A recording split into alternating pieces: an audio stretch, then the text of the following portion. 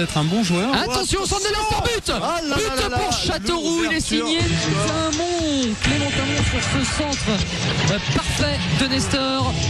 1-0 pour Châteauroux à la 17e, c'est la surprise. Ah ouais, c'est la véritable surprise. Il faudrait revenir dans les stades pour voir quand le FC Nantes a été mené à domicile cette saison. Ça doit remonter à la saison dernière d'ailleurs, parce que cette saison, je crois que le FC Nantes n'a pas encore été mené une seule fois.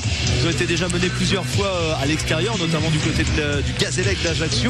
Mais alors au stade de la Beaujoire, c'est vraiment la première fois, et là c'est Edmond qui vient éteindre un petit peu l'enthousiasme des supporters nantais à la 17e minute, à la réception d'un centre tendu et à hauteur du point de pénalty, même de la ligne des 6 mètres. Et bien il devance la défense nantaise. Il devance Sissoko surtout. C'est un centre de Loïc poteau, Nestor notamment, et voilà, qui permet à Châteauroux de prendre l'avantage. Et si je ne m'abuse, c'est sans doute le premier but inscrit dans cette soirée de Ligue 2. C'est effectivement le cas.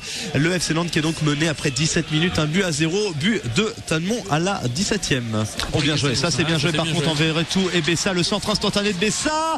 Oh, attention, c'est récupéré à la surface de réparation avec Odeline qui tire. Et c'est le but de Yohan Odeline. Voilà, les Nantais qui égalisent par Yohan Odeline. Il y a eu un petit peu de la confusion, mais on a bien suivi Yohan Odeline qui est venu récupérer le ballon, et du pied gauche qui a glissé ce ballon, tir croisé dans les petits filets de Villeras, qui est un tout petit peu de beaucoup. Il avait plongé du bon côté, mais le tir pas forcément très puissant, mais suffisamment croisé pour aller mourir dans les petits filets. Enfin, le FC Nantes qui revient à égalité, un but partout entre le FC Nantes et Châteauroux. 34 minutes de jeu. Voilà la Beaujoire effectivement rassuré.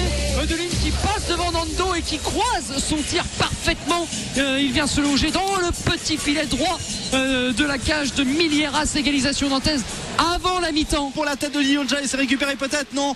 Finalement, par personne. Encore une fois, il y a 3 Nantais. Il y a un Castelroussin. C'est fini. Et c'est terminé. Et là, on peut le dire, ce n'est pas une défaite, mais ça y ressemble quand même. Ça sonne le glas. Non pas du FC Nantes, fort heureusement, on est toujours leader ce soir.